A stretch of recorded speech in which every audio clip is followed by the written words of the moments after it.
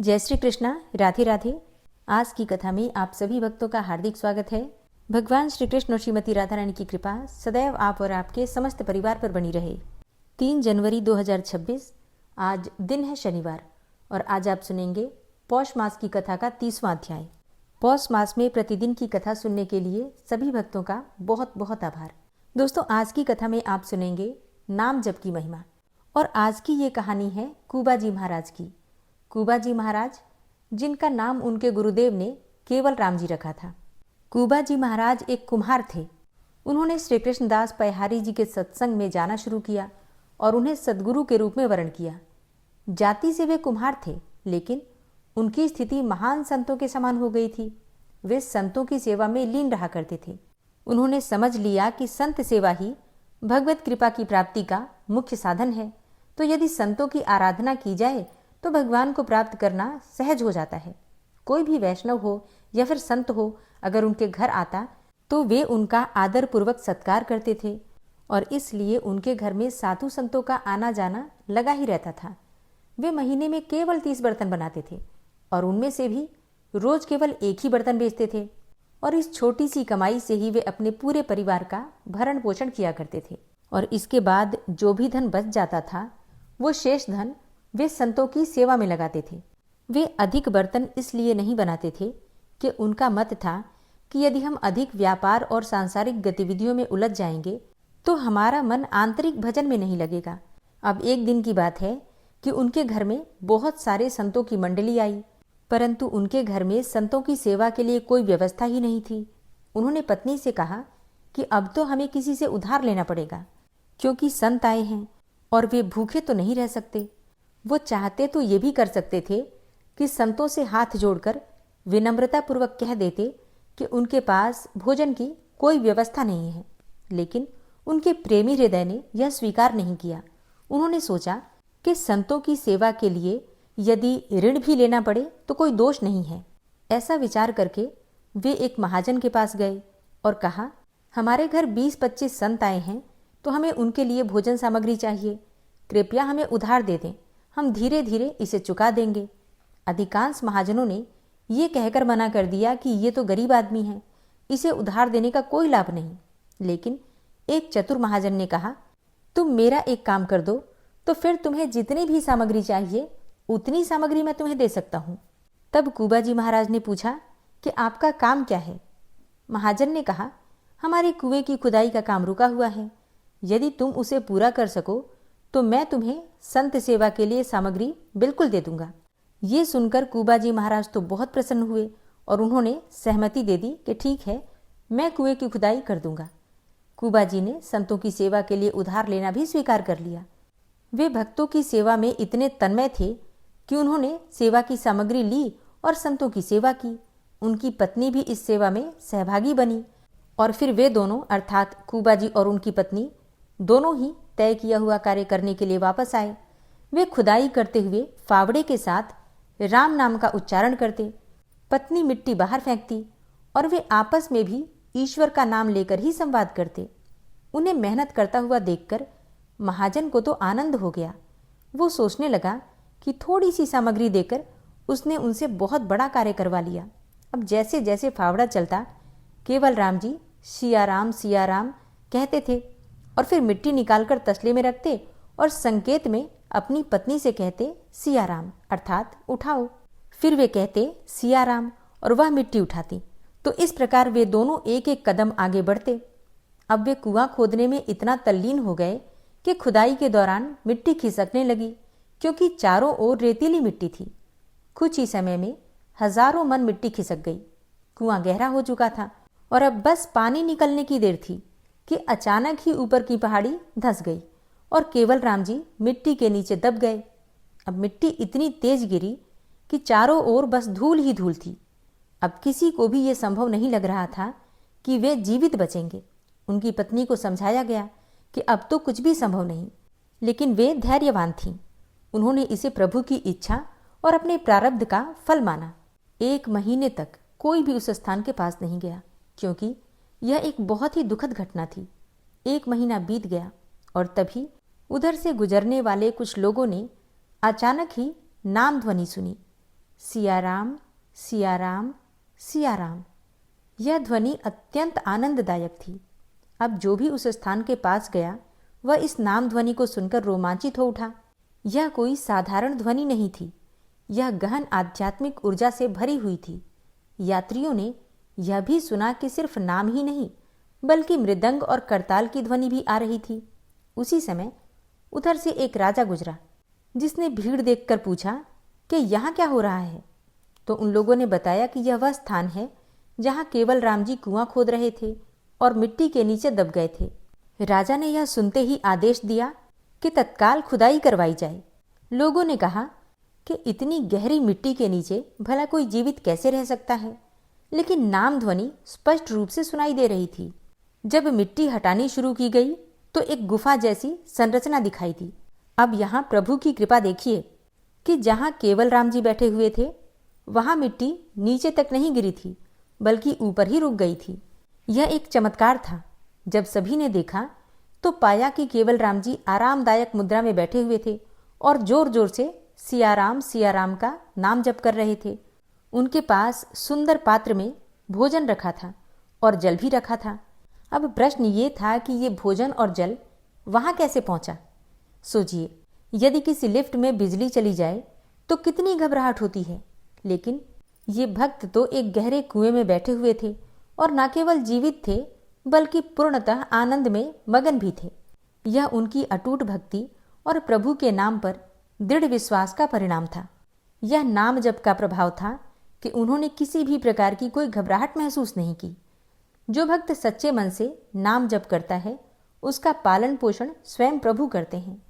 जब खुदाई पूरी हुई तो सभी ने देखा कि केवल राम जी बिल्कुल सुरक्षित थे। बस उनकी पीठ पर हल्की सी चोट आई थी, लेकिन वे पूर्णतः स्वस्थ थे। वे पूरे 1 महीने से उस स्थान पर थे और फिर भी उनके पास जल और भोजन उपलब्ध था। अब तो नगर के लोग दौड़ दौड़ कर आ रहे थे। अलग अलग गांवों से लोग भेंट लेकर आ रहे थे। ये बहुत ही आश्चर्य की बात थी कि 1 महीना बीत जाने के बावजूद भी वे जीवित थे और भजन कर रहे थे। तो लोग श्रद्धा से उनके चरणों में झुक गए। यह ईश्वर की कृपा थी। यह नाम जप की महिमा थी। नाम जप में अद्भुत शक्ति है। यह केवल राम जी का दृढ़ विश्वास और भजन ही था जिसने उन्हें मृत्यु के मुख से भी बाहर निकाल दिया। यह भगवान के नाम की अपार महिमा को दर्शाता है। और आज है पौष मास की पूर्णिमा तिथि। तो सबसे पहले आप सुनेंगे पौष पूर्णिमा की कथा। माता यशोदा भगवान श्री कृष्ण से कहती हैं कि हे कृष्ण, तुम तो सारे संसार के रचयिता हो, सारे संसार के पालन करता हो। अतः हे कृष्ण, आज कोई ऐसा उपाय मुझसे कहो जिसके करने से स्त्रियों को सौभाग्य की प्राप्ति हो तथा उनकी सभी मनोकामनाएं भी पूर्ण हो। भगवान श्री कृष्ण कहने लगे, हे माता, मैं आपको एक ऐसा उपाय विस्तार से बताता हूँ। सौभाग्य की प्राप्ति के लिए स्त्रियों को 32 पूर्णिमा का व्रत करना चाहिए, अर्थात 32 पूर्णमासियों का व्रत करना चाहिए।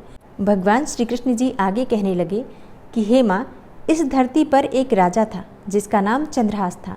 उसकी अनेकों प्रकार के रत्नों से परिपूर्ण कांतिका नाम की एक नगरी थी। उस नगरी में एक धनेश्वर नाम का ब्राह्मण रहता था। ब्राह्मण की पत्नी अति सुशील एवं रूपवती थी और दोनों ही उस नगरी में बड़े प्रेम के साथ रहते थे। घर में धन धान्य की कोई कमी नहीं थी, लेकिन उनको केवल एक ही बात का दुख था कि उन्हें कोई संतान नहीं थी और इसी कारण वे अत्यंत दुखी रहा करते थे। और एक समय एक तपस्वी उस नगरी में आया जो कि उस ब्राह्मण को छोड़कर बाकी सभी घरों से भिक्षा लेकर भोजन किया करता था। एक दिन हमेशा की तरह तपस्वी भिक्षान्न को बड़े प्रेम पूर्वक खा रहा था कि तभी ब्राह्मण धनेश्वर ने उसे यह सब कार्य करते हुए देख लिया। धनेश्वर योगी से बोला, हे महात्मन, आप सभी घरों से भिक्षा लेते हैं लेकिन मेरे घर की भिक्षा कभी भी नहीं लेते हैं, इसका क्या कारण है? तब योगी ने कहा कि निसंतान के घर की भीख पतितों के अन्न के तुल्य होती है और जो पतितों का अन्न खाता है वह भी पतित हो जाता है। चूँकि तुम निसंतान हो इसलिए पतित हो जाने के भय से मैं तुम्हारे घर से भिक्षा नहीं लेता हूँ। धनेश्वर यह बात सुनकर मन में बहुत दुखी हुआ और हाथ जोड़कर योगी के पैरों पर गिर पड़ा तथा कहने लगा, हे महाराज, यदि ऐसा है तो आप मुझको पुत्र प्राप्ति का कोई उपाय बताइए। आप तो सर्वज्ञ हैं, मुझ पर अवश्य ही कृपा कीजिए। मैं पुत्र न होने के कारण अत्यंत दुखी हूँ। आप मेरे इस दुख का हरण कीजिए, आप सामर्थ्यवान हैं। यह सुनकर योगी कहने लगे, हे ब्राह्मण, तुम चंडी की आराधना करो। घर आकर धनेश्वर ने अपनी स्त्री से सब वृतांत कहा और स्वयं तप के निमित्त वन में चला गया। वन में जाकर उसने चंडी की उपासना की और उपवास किया। चंडी ने 16वें दिन उसको स्वप्न में दर्शन दिया और कहा, हे धनेश्वर, जा, तेरे घर पुत्र होगा, परंतु वह 16 वर्ष की आयु में ही मृत्यु को प्राप्त हो जाएगा। लेकिन यदि तुम दोनों पति पत्नी 32 पूर्णमासियों का व्रत विधिपूर्वक करोगे तो वो दीर्घायु हो जाएगा। चंडी ने आगे कहा, हे ब्राह्मण, प्रातःकाल होने पर इसी स्थान के समीप ही तुम्हें एक आम का वृक्ष दिखाई देगा। उस पर चढ़कर एक फल तोड़कर शीघ्र ही अपने घर चले जाना और अपनी स्त्री को खिलाना। ऋतु स्नान के पश्चात वह स्वच्छ होकर श्री शंकर जी का ध्यान करके उस फल को खा लेगी, तब भगवान शंकर की कृपा से उसको गर्भ हो जाएगा। जब वह ब्राह्मण प्रातःकाल उठा तो उसने उस स्थान के समीप ही एक आम का वृक्ष देखा, जिस पर एक अत्यंत सुंदर आम का फल लगा हुआ था। धनेश्वर वृक्ष पर चढ़ गया और उसने एक अति सुंदर आम का फल देखा। ब्राह्मण ने जल्दी से उस फल को तोड़कर अपनी स्त्री को लाकर दिया और उसकी स्त्री ने अपने पति के कथनानुसार उस फल को खा लिया और वह गर्भवती हो गई। देवी जी की असीम कृपा से उसे एक अत्यंत सुंदर पुत्र उत्पन्न हुआ, जिसका नाम उन्होंने देवीदास रखा। माता पिता के हर्ष के साथ वह बालक बढ़ने लगा। माँ भवानी की कृपा से वह बालक बहुत ही सुंदर, सुशील और पढ़ने में बहुत ही निपुण था। दुर्गा जी की आज्ञा के अनुसार उसकी माता ने 32 पूर्णमासी का व्रत रखना भी प्रारंभ कर दिया था, जिससे कि उसका पुत्र बड़ी आयु वाला हो जाए। इसी प्रकार दिन बीतते गए और 16वां वर्ष लगते ही देवीदास के माता पिता को चिंता हुई कि कहीं उनके पुत्र की इस आयु में मृत्यु न हो जाए। इसलिए उन्होंने अपने मन में विचार किया कि यदि यह दुर्घटना उनके सामने हो गई तो वे उसे कैसे सहन कर सकेंगे। इसलिए उन्होंने देवीदास के मामा को बुलाया और कहा कि हमारी ये इच्छा है कि देवीदास 1 वर्ष के लिए काशी में जाकर विद्या अध्ययन करे, इसलिए साथ में तुम चले जाओ और 1 वर्ष के पश्चात इसको वापस लौटा कर ले आना। सब प्रबंध करके उसके माता पिता ने काशी जाने के लिए देवीदास को एक घोड़े पर बिठाकर उसके मामा को उसके साथ भेज दिया। धनेश्वर ने सपत्नीक अपने पुत्र की मंगल कामना तथा दीर्घायु के लिए भगवती दुर्गा की आराधना की और 32 पूर्णमासियों का व्रत करना प्रारंभ किया। इस प्रकार बराबर 32 पूर्णमासी का व्रत पूरा किया। कुछ समय के पश्चात मामा और भांजा मार्ग में रात्रि बिताने के लिए किसी ग्राम में ठहरे हुए थे। उस दिन उस गांव में एक ब्राह्मण की अत्यंत सुंदर, सुशील और गुणवती कन्या का विवाह होने वाला था। जिस धर्मशाला के अंदर वर और उसकी बारात ठहरी हुई थी, उसी धर्मशाला में देवीदास और उसके मामा भी ठहरे हुए थे। संयोगवश कन्या को तेल आदि चढ़ाकर मंडप आदि का कृत्य किया गया तो लग्न के समय वर को धनुर्वात हो गया। इसलिए वर के पिता ने अपने कुटुंबियों से परामर्श किया और निश्चय किया कि यह देवीदास मेरे पुत्र जैसा ही सुंदर है, मैं इसके साथ ही लग्न करा देता हूँ और बाद में विवाह के अन्य कार्य मेरे लड़के के साथ हो जाएंगे। ऐसा सोचकर देवीदास के मामा के पास जाकर बोला कि तुम थोड़ी देर के लिए अपने भांजे को हमें दे दो, जिससे विवाह के लग्न का सब कृत्य सुचारू रूप से हो सके। तब उसका मामा कहने लगा कि जो कुछ भी मधुपर्क आदि कन्यादान के समय वर को मिले वह सब हमें दे दिया जाए तो मेरा भांजा इस बारात का दूल्हा बन जाएगा। यह बात दूल्हे के पिता ने स्वीकार कर ली और तब मामा ने भांजे को वर बनने को भेज दिया और उसी के साथ विवाह कार्य इत्यादि रात्रि में विधि पूर्वक संपन्न हो गया।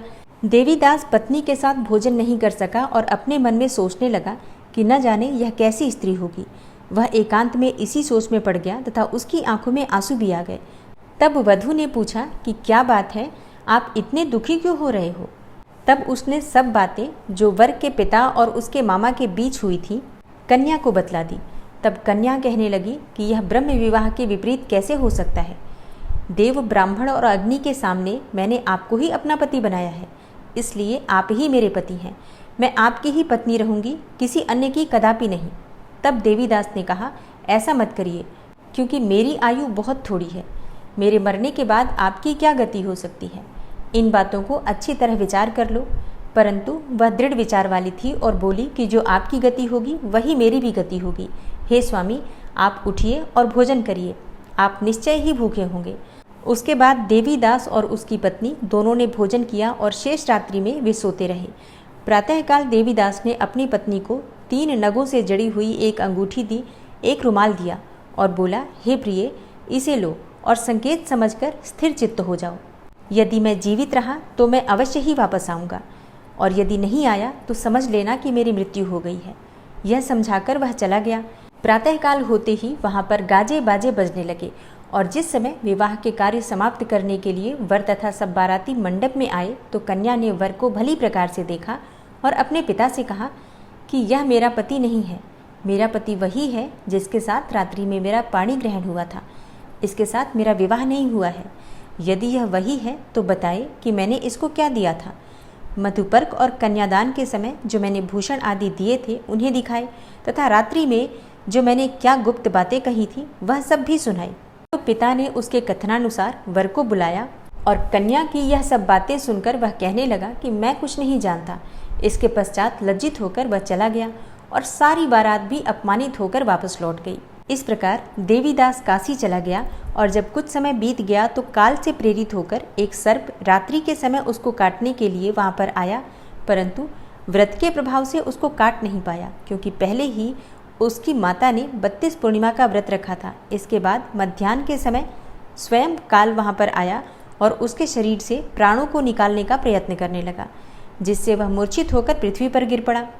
भगवान की कृपा से उसी समय पार्वती जी के साथ श्री शंकर जी वहाँ पर आ गए। उसको मूर्छित दशा में देखकर पार्वती जी ने भगवान शिव से प्रार्थना की कि हे महाराज, इस बालक की माता ने पहले ही 32 पूर्णिमा का व्रत किया था, जिसके प्रभाव से इसके जो मृत्यु दोष हैं वो कट गए हैं। भवानी के कहने पर भक्तवत्सल भगवान शिव जी ने उसको प्राण दान दे दिया। इस व्रत के प्रभाव से काल को भी पीछे हटना पड़ा और देवीदास स्वस्थ होकर बैठ गया। उधर उसकी स्त्री उसकी प्रतीक्षा किया करती थी और जब 16वां वर्ष व्यतीत हो गया तो देवीदास भी अपने मामा के साथ काशी से चल दिया। इधर उसके ससुर उसको ढूंढने के लिए अपने घर से जाने ही वाले थे कि वह दोनों मामा भांजा वहाँ पर आ गए। उसको आया देखकर उसका ससुर बड़ी प्रसन्नता के साथ अपने घर में ले आया तथा बाद में खूब धन के साथ अपनी पुत्री को उसके साथ विदा किया। भगवान श्री कृष्ण जी आगे कहने लगे कि हे माँ, इस प्रकार धनेश्वर 32 पूर्णिमाओं के व्रत के प्रभाव से पुत्रवान हो गया। जो भी स्त्रियां इस व्रत को धारण करती हैं वे जन्म जन्मांतर तक वैधव्य का दुख नहीं भोगती और सदैव सौभाग्यवती रहती हैं। यह मेरा वचन है, इसमें कोई संदेह नहीं है। यह व्रत पुत्र पौत्रों को देने वाला तथा संपूर्ण मनोकामनाओं को पूर्ण करने वाला है। 32 पूर्णिमाओं के व्रत के प्रभाव से व्रती की सब इच्छाएं भगवान शिव जी की कृपा से पूर्ण होती हैं। इसमें तनिक भी संदेह नहीं है। तो प्रेम से बोलिए भगवान भोलेनाथ की जय, माता पार्वती की जय। जय जय श्री कृष्णा, जय श्री राधे। और अब आप सुनेंगे श्री नारायण कवच। भगवान श्री हरि गरुड़ जी की पीठ पर अपने चरण कमल रखे हुए हैं। अणिमा आदि 8 सिद्धियां उनकी सेवा कर रही हैं और 8 हाथों में शंख, चक्र, ढाल, तलवार, गदा, बाण, धनुष और पाश अर्थात फंदा धारण किए हुए हैं। वे ही ओंकार स्वरूप प्रभु सब प्रकार से सब ओर से मेरी रक्षा करें। मत्स्य मूर्ति भगवान जल के भीतर जल तंतुओं से और वरुण के पास से मेरी रक्षा करें।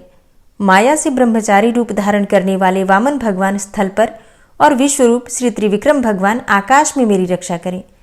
जिनके घोर अट्टहास करने पर सब दिशाएं गूंज उठी थी और दैत्य पत्नियों के गर्भ गिर गए थे, वे दैत्ययुथपतियों के शत्रु भगवान नृसिंह किले, जंगल, रणभूमि आदि विकट स्थानों में मेरी रक्षा करें। अपनी दाढ़ों पर पृथ्वी को उठा लेने वाले यज्ञ मूर्ति वाराह भगवान मार्ग में, परशुराम जी पर्वतों के शिखरों पर और लक्ष्मण जी के सहित भरत के बड़े भाई भगवान रामचंद्र प्रवास के समय मेरी रक्षा करें। भगवान नारायण मारण, मोहन आदि भयंकर अभिचारों और सब प्रकार के प्रमादों से मेरी रक्षा करें। ऋषि श्रेष्ठ नर गर्व से, योगेश्वर भगवान दत्तात्रेय योग के विघ्नों से और त्रिगुणाधिपति भगवान कपिल कर्म बंधन से मेरी रक्षा करें। परम ऋषि सनत कुमार कामदेव से, हयग्रीव भगवान मार्ग में चलते समय देव मूर्तियों को नमस्कार आदि न करने के अपराध से और देवर्षि नारद सेवा अपराधों से और भगवान कच्छप सब प्रकार के नरकों से मेरी रक्षा करें।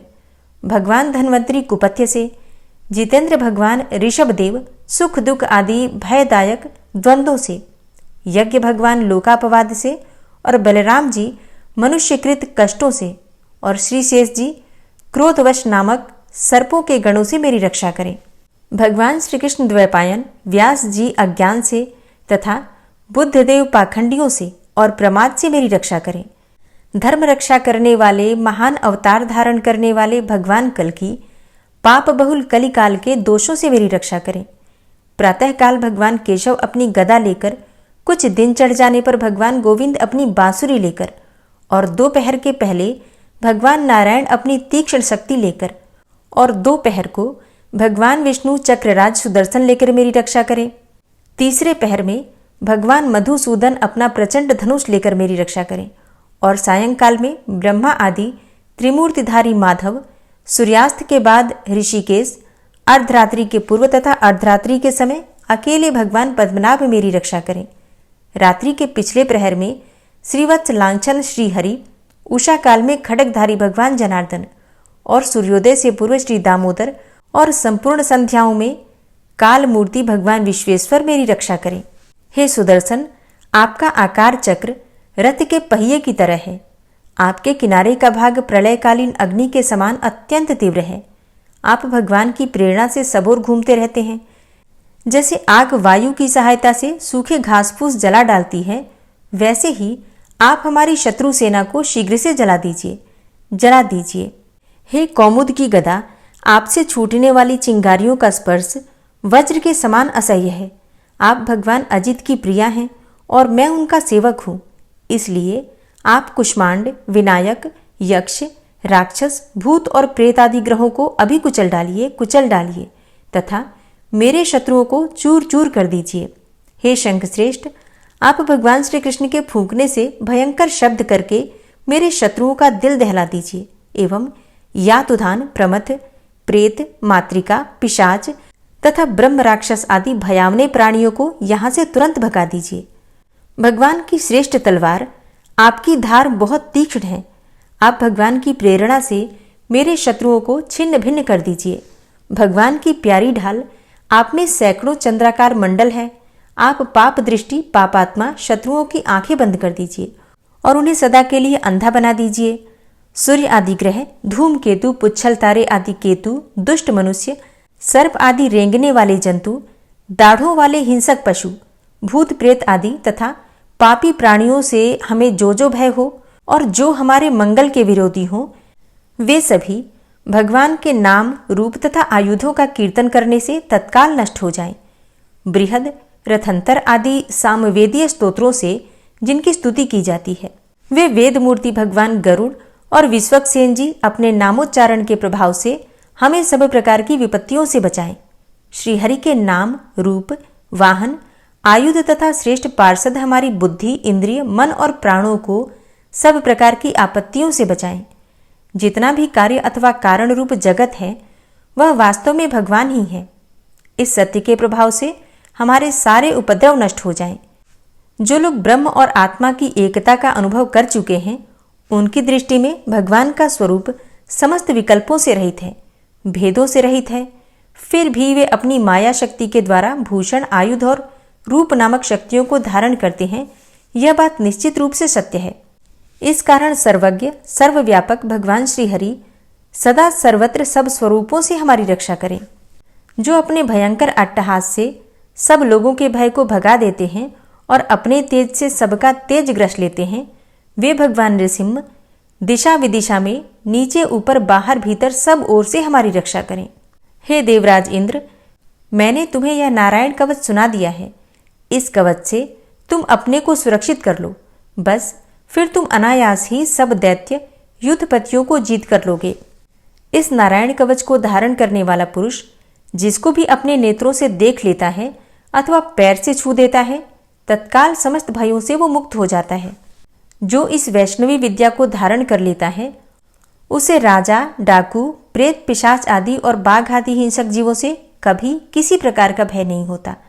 हे देवराज, प्राचीन काल की बात है, एक कौशिक गोत्री ब्राह्मण ने इस विद्या को धारण करके योग धारणा से अपना शरीर मरुभूमि में त्याग दिया। अब जहां उस ब्राह्मण का शरीर पड़ा था, उसके ऊपर से एक दिन गंधर्वराज चित्ररथ अपनी स्त्रियों के साथ विमान पर बैठकर निकले। वहां आते ही वे नीचे की ओर सिर किए विमान सहित आकाश से पृथ्वी पर गिर पड़े। इस घटना से उनके आश्चर्य की सीमा न रही जब उन्हें बालखिल्य मुनियों ने बतलाया कि यह नारायण कवच धारण करने का प्रभाव है। तब उन्होंने उस ब्राह्मण देव की हड्डियों को ले जाकर पूर्ववाहिनी सरस्वती नदी में प्रवाहित कर दिया और फिर स्नान करके वे अपने लोक को चले गए। श्री सुखदेव जी कहते हैं, हे परीक्षित, जो पुरुष इस नारायण कवच को समय पर सुनता है और जो आदरपूर्वक इसे धारण करता है, उसके सामने सभी प्राणी आदर से झुक जाते हैं और वह सब प्रकार के भयों से मुक्त हो जाता है। हे परीक्षित, शतक्रतु इंद्र ने आचार्य विश्वरूप जी से यह वैष्णवी विद्या प्राप्त करके रणभूमि में असुरों को जीत लिया और वे त्रैलोक्य लक्ष्मी का उपभोग करने लगे। श्री नारायण कवच संपूर्ण हुआ और अब आप सुनेंगे श्री विष्णु सहस्त्रनाम स्तोत्र। ओम विश्वं विष्णुर्वषट्कारो भूतभव्य भवत्प्रभु भूतकृत भूतभृत भावो भूतात्मा भूतवाहन भूतात्मा परमात्मा च मुक्तानां परमागति अव्ययः पुरुषः साक्षी क्षेत्रज्ञो अक्षर एव च योगो योगविदां नेता प्रधान पुरुषेश्वरः नारसिंह वपुः श्रीमान् केशवः पुरुषोत्तमः सर्वः शर्वः शिवस्थाणुर्भूतादिर्निधिर्व्ययः संभवो भावनो भर्ता प्रभवः प्रभुरीश्वरः स्वयंभू शंभुरादित्यः पुष्कराक्षो महास्वनः अनादिनिधनो धाता विधाता धातुरुत्तमः अप्रमेयो ऋषिकेश पद्मनाभो अमरप्रभु विश्वकर्मा मनुस्त्वष्टा स्थविष्ठः स्थविरो ध्रुवः अग्राह्यः शाश्वतः कृष्णो लोहिताक्षः प्रतर्दनः प्रभूतस्त्रिककुब्धाम पवित्रं मङ्गलं परम् ईशानः प्राणदः प्राणो ज्येष्ठः श्रेष्ठः प्रजापति हिरण्यगर्भो भूगर्भो माधवो मधुसूदनः ईश्वरो विक्रमी धन्वी मेधावी विक्रमः क्रमः अनुत्तमो दुराधर्षः कृतज्ञः कृतिरात्मवान् सुरेशः शरणं शर्म विश्वरेताः प्रजाभवः अह संवत्सरो व्यालः प्रत्ययः सर्वदर्शनः अजः सर्वेश्वरः सिद्धः सिद्धे सर्वादिर्च्युतः वृषाकपिर्मेयात्मा सर्वयोगविनिश्रितः वसुर्वसुमनः सत्यः समात्मा संमितः समः अमोघः पुण्डरीकाक्षो वृषकर्मा वृषाकृतिः रुद्रो बहुशिरा बभ्रुर्विश्वयोनिः शुचिश्रवः अमृतः शाश्वतस्थाणुर्वरारोहो महातपः सर्वगः सर्वविद्भानुर्विश्वक्सेनो जनार्दनः वेदो वेदविद्व्यङ्गो वेदाङ्गो वेदवित्कविः लोकाध्यक्षः सुराध्यक्षो धर्माध्यक्षः कृताकृतः चतुरात्मा चतुर्व्यूहश्चतुर्द्रष्टश्चतुर्भुजः भ्राजिष्णुर्भोजनं भोक्ता सहिष्णुर्जगदाति च अनघो विजयो जेता विश्वयोनिः पुनर्वसु उपेन्द्रो वामनः प्रांशुर्मोघः शुचिरुर्जितः अतीन्द्रः संग्रहः सर्गो धृतात्मा नियमो यमः वेद्यो वैद्यः सदा योगी वीरः माधवो मधु अतीन्द्रियो महामायो महोत्साहो महाबलः महाबुद्धिर्महावीर्यो महाशक्तिर्महाद्युतिः अनिर्देश्य वपुः श्रीमान् मेयात्मा महाधृतिर् महिश्वासो महीभर्ता श्रीनिवासः सतां गति अनिरुद्ध सुरानन्दो गोविन्दो गोविन्दाम्पति मरीचिर्दमनो हंस सुपर्णो भुजगोत्तम हिरण्यनाभ सुतपा पद्मनाभ प्रजापति अमृत्यु सर्वदिक्सिंह संधाता संधिमान स्थिर अजो दूर्मर्षण शास्ता विश्रुतात्मा सुरारिहा गुरुर्गुर्तमो धाम सत्य सत्य पराक्रम निमिषो अनिमिषो श्रग्वी वाचस्पति रुदारधि अग्रणिर्ग्रामणी श्रीमान् न्यायो नेता समीरण सहस्रमूर्धा विश्वात्मा सहस्राक्ष सहस्रपात आवर्तनो निवृत्तात्मा संवृतः संप्रमर्दन अह संवर्तको वह निर्निलोधरणीधरः सुप्रसादः प्रसन्नात्मा विश्वदृग् विशुभुग् विभु सत्कर्ता सत्कृतः साधु जहर्नुर्नारायणो नरः असंख्येयो अप्रमेयात्मा विशिष्टशिष्टकृच्छुवि सिद्धार्थ सिद्धसंकल्प सिद्धिदः सिद्धिसाधनः वृषाहि वृषभो विष्णुर्विष्पर्वा वृषोदरः वर्धनो वर्धमानश्च विविक्तः श्रुतिसागरः सुभुजो दूर्धरो वाग्मी महेन्द्रो वसुदो वसु नैकरूपो बृहद्रूप शिपिविष्टः प्रकाशनः ओजस्तेजो द्युतिधरः प्रकाशात्मा प्रतापनः रिद्धस्पष्टाक्षरो मन्त्रश्चन्द्रांशुर्भास्करदुतिः अमृतांशुद्भवो भानु शशबिन्दुः सुरेश्वरः औषधं जगतः सेतु सत्यधर्मपराक्रमः भूतभव्य भवन्नाथ पवनः पावनो नलः कामः कामकृत्कान्तः कामः कामप्रदः प्रभु युगादिकृद्युगावर्तो नैकमायो महाशनः अदृश्योऽव्यक्तरूपश्च सहस्रजितनन्तजित् इष्टो अविशिष्ट शिष्टेष्ट शिखण्डी नहुसो वृष क्रोधः क्रोधकृत्कर्ता विश्वबाहुर्महीधरः अच्युतः प्रतितः प्राणः प्राणदो वासवानुजः अपां निधिर्धिष्ठानं प्रमत्तः प्रतिष्ठितः स्कन्दः स्कन्दधरो धूर्यो वरदो वायुवाहनः वासुदेवो बृहद्भानुरादिदेवः पुरन्दरः अशोकस्तारणस्तारः शूरः सौरिर्जनेश्वरः अनुकूलः शतावर्त पद्मी पद्मनिभेक्षणः पद्मनाभो अरविन्दाक्ष पद्मगर्भ शरीरभृत् महर्धिरिद्धो वृद्धात्मा महाक्षो गरुडाध्वजः अतुलः शरभो भीमो समयज्ञो हविर्हरि सर्वलक्षणलक्षण्यो लक्ष्मीवान् समितिञ्जय वीक्षरो रोहितो मार्गो हेतुर्दामोदरः सह महीधरो महाभागो वेगवान् मिताशन उद्भवः शोभणो देव श्रीगर्भ परमेश्वर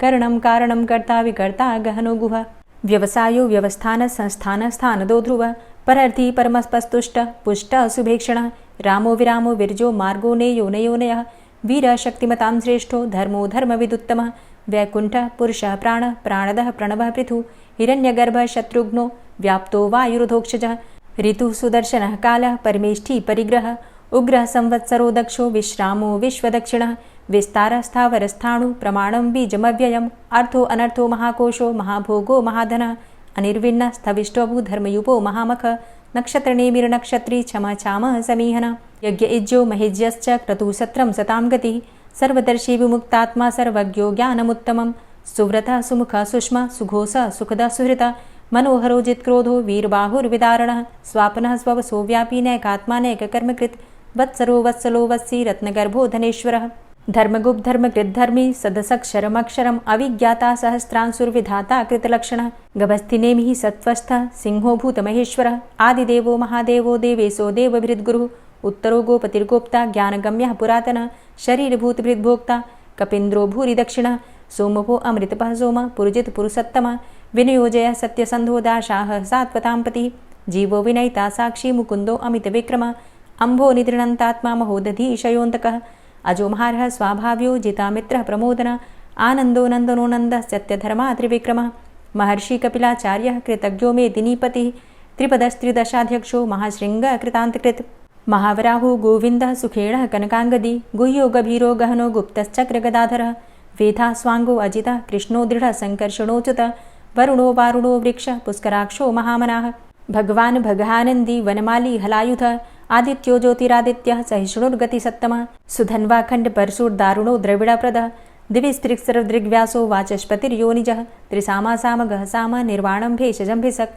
सन्न्यासकृच्छमः शान्तो निष्ठा शान्तिः परायणं शुभाङ्गः शान्तिदस्रष्टा कुमुदः कुवलेशय गोहितो गोपतिर्गोप्ता वृषभाक्षो वृषप्रियः अनिवर्ति निवृतात्मा संक्षेप्ता चेमकृच्छिवः श्रीवत्सवक्षा श्रीवास श्रीपति श्रीमताम्बरः श्रीद श्रीश श्रीनिवास श्रीनिधि श्रीविभावन श्रीधर श्रीकर श्रेय श्रीमान् लोकत्रयाश्रयः स्वक्ष स्वङ्ग शतानन्दो नन्दिर्ज्योतिर्गणेश्वरः विजितात्मा विधेयात्मा सत्कीर्तिश्छिन्न संशयः उदीर्णः सर्वतक्षसुर्निश शाश्वतस्थिरः भूषयो भूषणो भूतिर्विशोकः शोकनाशनः अर्चिष्मानर्चितः कुम्भो विशुद्धात्मा विशोधनः अनिरुद्धो अप्रतिरथ प्रद्युम्नो अमितविक्रमः कालिनेमि निहावीरः शौरी शूरजनेश्वरः त्रिलोकात्मा त्रिलोकेशः केशवः केशिहारी कामदेवः कामपालः कामीकान्तः कृतागमः अनिर्देशवपुर्विष्णोर्वीरो अनन्तो धनञ्जयः ब्रह्मण्यो ब्रह्मकृद्ब्रह्मा ब्रह्म ब्रह्म विवर्धन ब्रह्मविद् ब्राह्मणे ब्रह्मी ब्रह्मज्ञो ब्राह्मणप्रियः महाक्रमो महाकर्मा महातेजा महोरगः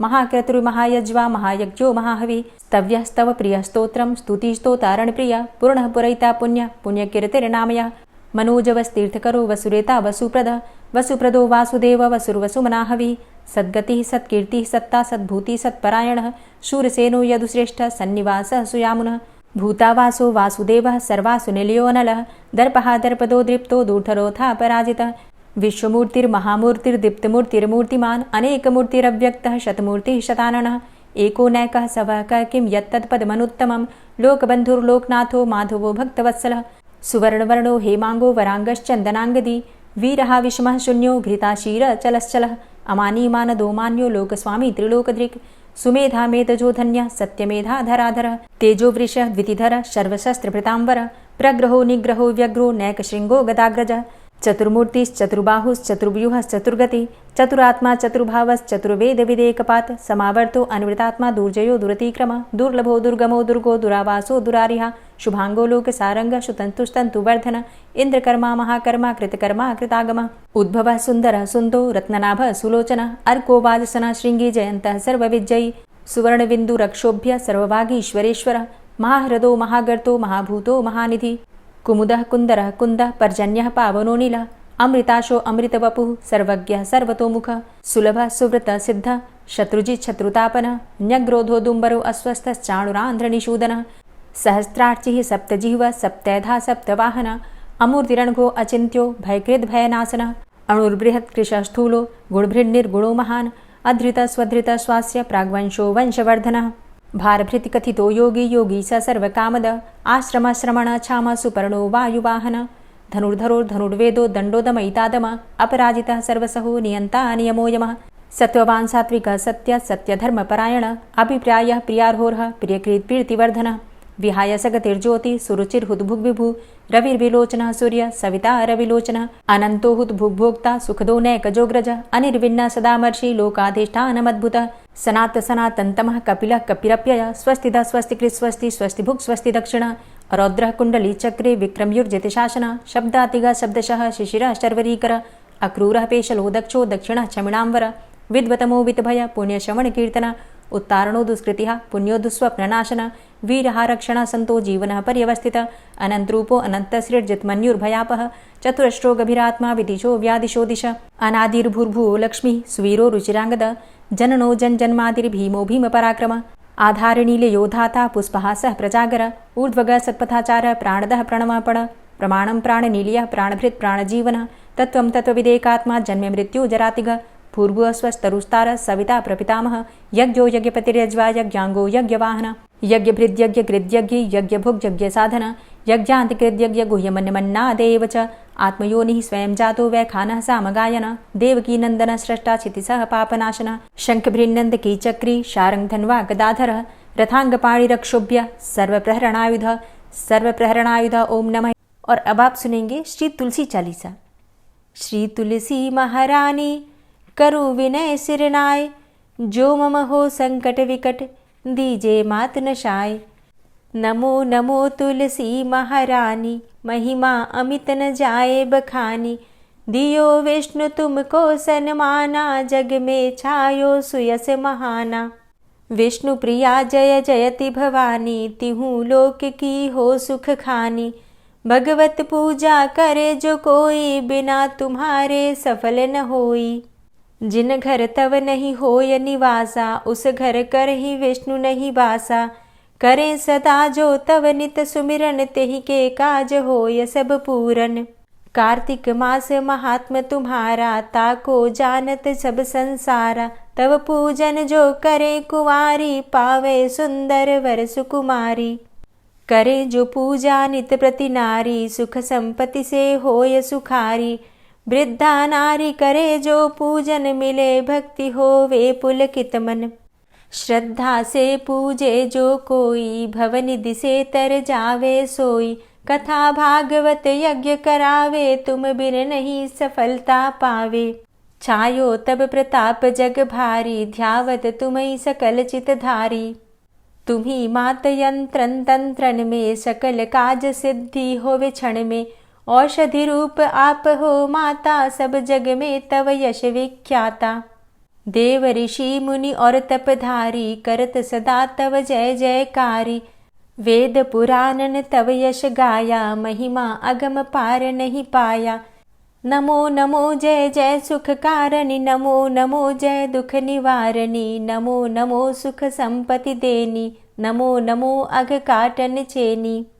नमो नमो भक्तन दुख हरणी, नमो नमो दुष्टन मद छेनी। नमो नमो भव पार उतारणी, नमो नमो परलोक सुधारणी। नमो नमो निज भक्त उबारणी, नमो नमो जन काज सवारणी। नमो नमो जय कुमति नशावनी, नमो नमो सब सुख उपजावनी। जयति जयति जय तुलसी माई, ध्याऊं तुमको शीश नवाई। निज जन जानी मोहि अपनाओ, बिगड़े कारज आप बनाओ। करूं विनय मैं मात तुम्हारी, पूर्ण आशा करहु हमारी। शरण चरण कर जोरी मनाऊं, निश दिन तेरे ही गुण गाऊं। करहु मात अब मोह पर दाया, निर्मल होए सकल मम काया। मांगू मातु यही बर दीजे, सकल मनोरथ पूर्ण कीजे। जानू नहीं कछु नेम आचारा, क्षमहु मातु अपराध हमारा। 12 मास करे जो पूजा, तासम जग में और नहीं दूजा। प्रथम ही गंगा जल मंगवावे, फिर सुंदर स्नान करावे। चंदन अक्षत पुष्प चढ़ावे, धूप दीप नैवेद्य लगावे। करें आचमन गंगा जल से, ध्यान करे हृदय निर्मल से। पाठ करे फिर चालीसा की, स्तुति करे मात तुलसा की। यह विधि पूजा करे हमेशा, ताके तन नहीं रहे कलेशा। करे मास कार्तिक का साधन, सोवे नित पवित्र हुई जाहि। है यह कथा महासुखदाई, पढ़े सुने सो भव तर जाई। यह श्री तुलसी चालीसा, पाठ करे जो कोय, गोविंद सो फल पावही, जो मन इच्छा होय। तुलसी चालीसा संपूर्ण। और अब आप सुनेंगे तुलसी महारानी की आरती।